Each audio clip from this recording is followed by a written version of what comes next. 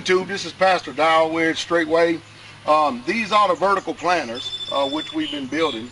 I have not gotten them hanging, they're not hanging yet because I have to do a few more things, but I wanted to show you the example of what they look like when they're done. We're going to put different beans and varieties, I don't know, lettuce, just different stuff, whatever we have come to mind. But anyway, this is what they look like right here.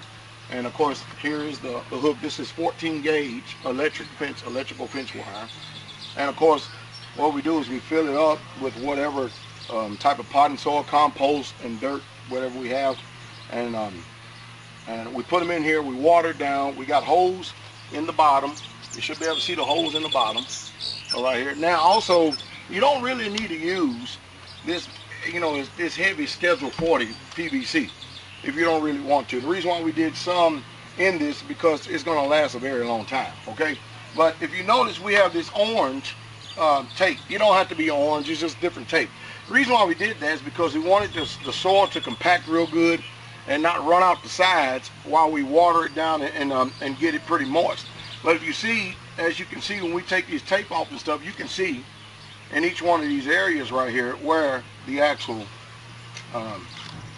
the soil is. See it? You can see the soil has compacted up and it stays into place. That's where you will put your starter at, your plant, down in here, and it'll grow. You leave the top open. You want to leave the top open. And these are the vertical planters. Right here, we probably have about 10 of them that we're going to have planted here pretty soon. All right, now we're going to go inside this small greenhouse for a second. Come on, let's go inside the small greenhouse for a second. Over here, because here at Straightway, we eat an extraordinary amount of different varieties of lettuces. But if you notice up here, I got another project I'm working on right here. And what these are actually vinyl gutters that I actually bought from Lowe's. And I'm putting them up right here because we're going to fill them up with the way we mix our soil mix. We're going to stick it in there, and we're going to take a lot of, again, different varieties of spinach and lettuces that we're growing. We're going to grow them in there because we eat an extraordinary amount of greens around here, and so we're making use of all the space that we can. So you see right here, I have them going all the way down the length of the greenhouse, and I have them again supported with 14 gauge wire. I'm going to put 14 gauge wire in the center to support the weight of it. And of course, Sister Vicky has planted down here all these different varieties of lettuce, as you can see them coming in. Right now, this is the stuff that we eat. This is one of our main staples at each meal, especially our dinner meal. Right here, you have spinach right here. You have different varieties of butter crunch and lettuces here. And which I would advise each and every last one of you, like I spoke on my broadcast the other day, is that, hey, you know what's organic? When you grow it. I can't trust what that system is putting out and calling all natural and organic, because I just can't trust them. I mean, everything that I seem to research and look up pertaining to what our government says when it comes to food, the health resource, like I did the other day, you go out and you buy all this cottage cheese and everything you see is laced with the high fructose corn syrup, fruit balls, or whatever you want to call it and stuff, and you wonder why Americans continually keep gaining weight. They keep continuing gaining weight because the liver has to process so much of the bad and harmful chemicals and the harmful substances that are put inside the body. But you're better off when you grow your own food, and that's just a little fact. But it does take a lot of labor. A garden is a lot of labor and a lot of work. So from there, I'm going to actually go inside the house here for a second. We're going to be speaking with Sister Ashley. Sister Ashley and Sister Maisie were out early this morning getting some BloodRoot. Harvest some BloodRoot from the land and stuff, because we put it in our mouthwash and various other tinctures and stuff we make. I mean, our mouthwash is better than Listerine. If you can't get our mouthwash, then you'll be better off just buying Listerine with no dyes and no food coloring in it. And that's my personal advice. So we hope that you've learned something here this morning. We'll go into the house here for a second. All right, YouTube, I just came from outside, and of course you just saw the video of the vertical growers, as well as the guttering that we put up inside the greenhouse to show you what we're doing with our different types of varieties of lettuce and spinach. one of the main food staples that we eat here straightway. Anyway, as I was speaking outside just a minute ago, Sister Ashley and Sister Maisie was out early in the morning doing what the world calls wildcrafting, or they were out getting some different herbs and BloodRoot. And so I'm going to let her explain to you about how we make our own particular mouthwash here. Sister Ashley. Yes, sir. Shalom, saints. You are looking at the stem of a bloodroot plant, and it is very extinct in many places of the world. They tell you do not dig it up. Once you dig it, it's gone, and the odds of it coming back are very, very rare. So that's what you're looking at, and we got it everywhere. You just got to find it, and you got to be a goat to climb the hill to get it. So Maisie and I, this time of the year, we start in as early as February or March, and we go out in different locations upon the land, which we have many acres to do so, and we get as much as we possibly can, and I freeze it until I have enough for all the saints. So I will show you what a root looks like. And yes, it looks scary because this has not been washed. So I'm going to zoom. Yeah. Okay, see that, saints? If you snap this open, blood literally will leach out, or what they call blood. That's also used by Native Americans for face paint. It will dye your clothes, dye your fingers. Yeah, so I'm going to snap one for you. See it? And the longer it sits like that, it's just going to bleed and drip and drip and drip. So that's See it? It's potent, it's powerful, and literally all sizes. The bigger, the older. So that's an older one. It's been around for a long time. And of course, the smaller, the newer. So that's why they tell you to avoid picking it, because it's going to take years for this thing to grow this big. Now we take that BloodRoot, once I've washed it really, really, really good, I break it or I cut it into like 1-inch cube pieces so that the blood is exposed, and I drop it into a 5-gallon crock pot. Now if you're doing this for yourself, you're not going to need a 5-gallon container.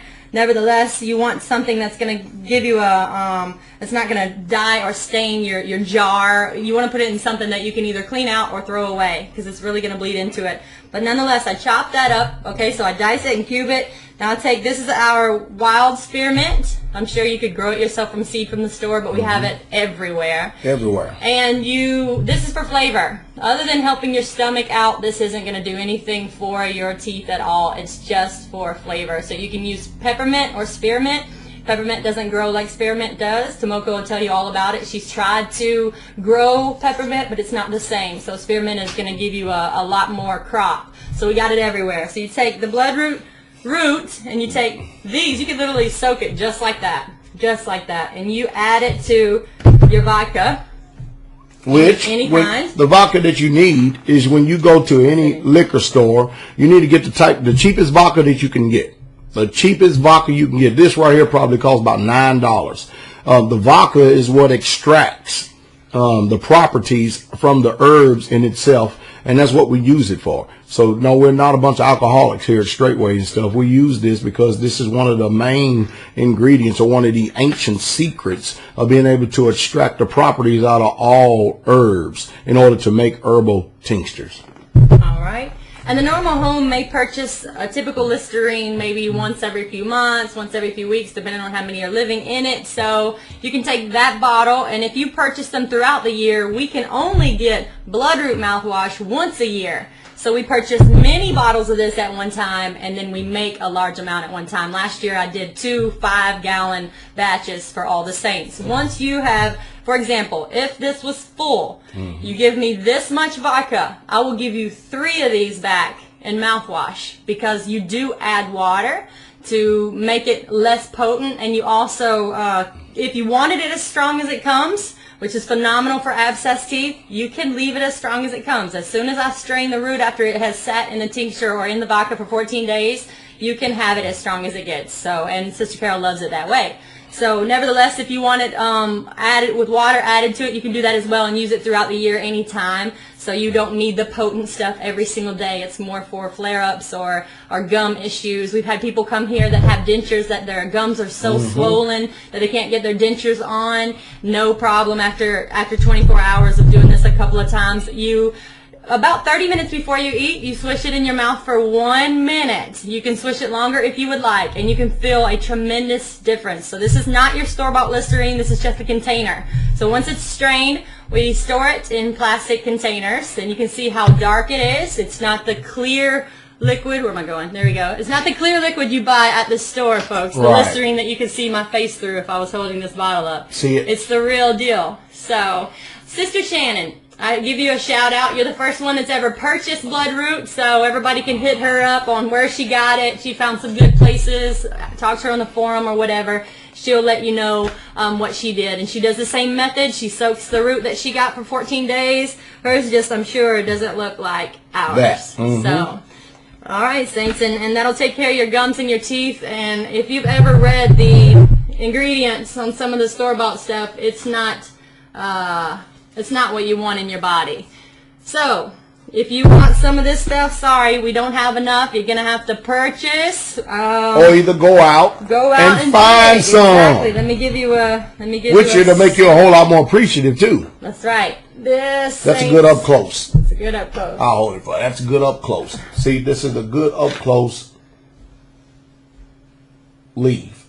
Yeah. It almost looks like a fig leaf, but most people don't know what fig leaves look like either. Right, it looks a lot like a fig But that's what it looks like. So if you see a patch of these, they usually grow in patches. Is that right? Grows in Now patches. they tell you that you can't harvest it again, but what did you and Maisie do when y'all went out one We year? harvested.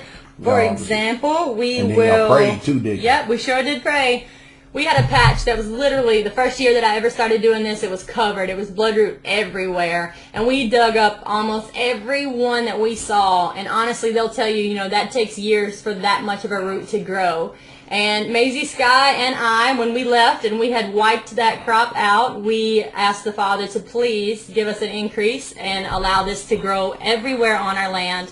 And I never returned back to that spot until this year, and there was more than the first time. So that is false. They tell you that it can't grow. He can grow anything as fast as he wants. So we give him the credit for all of this and magnify his name. All right, so we hope that today, some way, somehow, that between the vertical growers as well as the ideal of the vinyl guttering that we use for roofs, anybody we use for roofs, and you've seen what I did in the greenhouse, as well as the BloodRoot, the spearmint, the mouthwash, and then the timing that Sister Ashley has provided here for you, that you've actually learned something else new.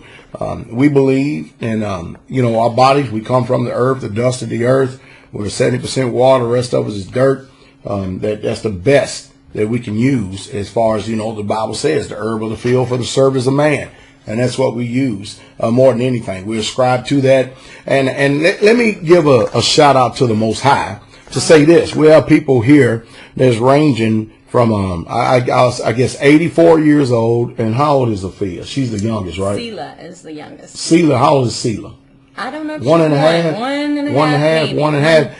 And none of us, not a one of us, are under any doctor's care. And there's a reason, because we're taking personal responsibility for our own health. And we hope that we've been able to provide instructions to you to strengthen your mind, your conscience, and your spirit. But not only that, when you do stuff with your hands, the appreciation that comes with it, there's not much waste, because you've actually went and got it and you've done the work for yourself. And that's what we need to get back to. We need to get back to working. Well, thank you, Sister Ashley. Yeah, here you go, Saints. You're looking at it. That's about 30 minutes of work, and it's a solid, you can see how high it comes up in the bucket. 30 minutes of work right there. And the Most High has blessed us. So bring you a nice little shovel. Enjoy. I hope that some of you become doers and go out. Find your own. And if you need the recipe wrote down, I can provide it on the forum. Give us a call or whatever. So we bless you and we love you all. Shalom. Have a good day. Shalom.